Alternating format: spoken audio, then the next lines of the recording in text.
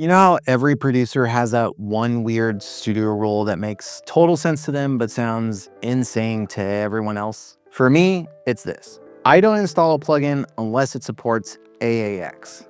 Huh? Yeah, I know, it's super specific. But here's why. From what I've heard, and please don't quote me on this, when a developer wants their plugin to work with Pro Tools, Avid makes them jump through hoops. They send out a special code to test it inside of Pro Tools, and the developer has to send back proof, I think actual footage, to show that the plugin works inside of their DAW.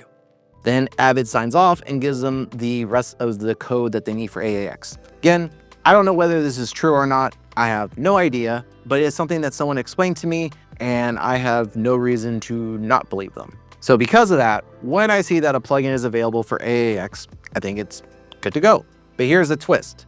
When I test new plugins, I never open Pro Tools. I usually just fire up either Logic or Ableton because they load faster and usually crash less, if not ever actually. Well, at least that used to be the case. So this week, I upgraded to Kontakt 8. There was a great sale, I figured it was time. And then everything broke.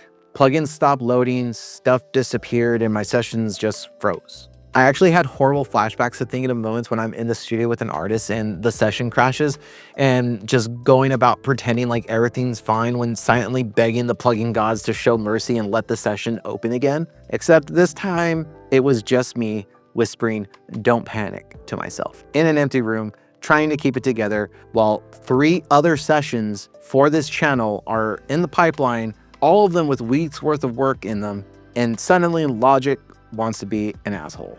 So I decided to pull out an old Pro Tools veteran trick. You create what's called a dump folder and you toss every plugin into that folder, reboot, slowly bring them back in, and pray that Pro Tools slowly opens up again until you find the culprit. So I did exactly that. I found the components folder, took all the audio units plugins and threw them into an audio units dump folder, restarted, turned it back on, and then guess what? Plugins were still showing up, even after I had dragged them from the components folder to the audio units dump folder, which made me question everything if I was losing my mind, what was happening, because up until this point, Logic has never been an issue.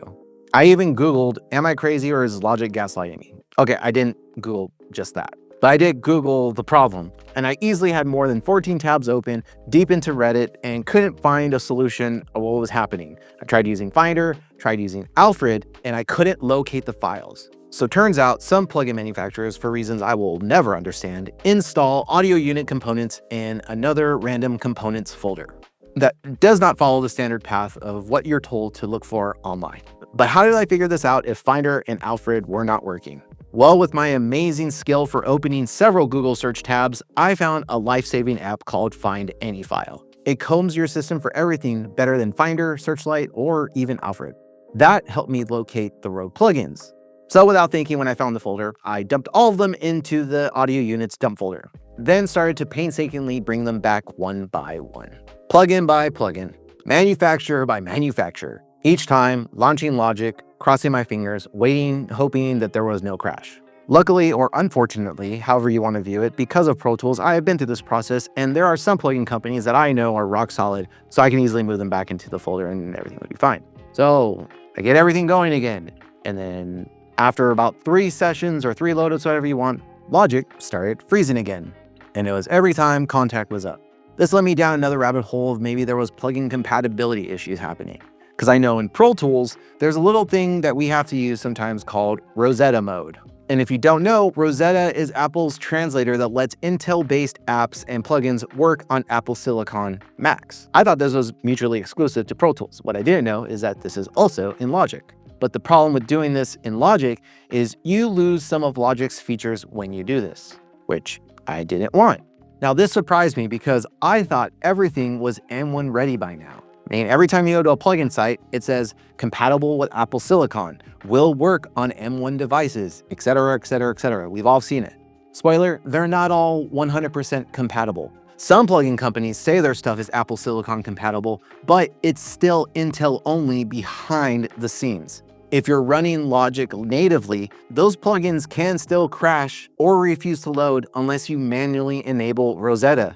And even then, that is not guaranteed. This to me was an unexpected surprise. And I also thought it was kind of an isolated-ish problem. So now you're probably wondering, but how did I figure out that this wasn't the case? Well, based on my excellent detective skills and research, I found that there was a whole process internal to figuring out which plugins were Intel or Apple Silicon ready, etc., etc. Only I didn't want to do this for the thousands of plugins that I have on my system. But I thought surely there had to have been someone out there in the whole wide world who has gone through this exact thing as me, much smarter than me, and can program an app or a solution that I have never thought of or could figure out to do. I even thought of maybe making it myself, and immediately decided that was a very bad use of my time because I am dumb when it comes to programming. So with that option out of my life, I used my detective Google skills once again, and what I found was a holy grail of a freaking answer, solution, whatever you want to call it. This thing to me is a game changer. It's a $3 app called Plugin Info.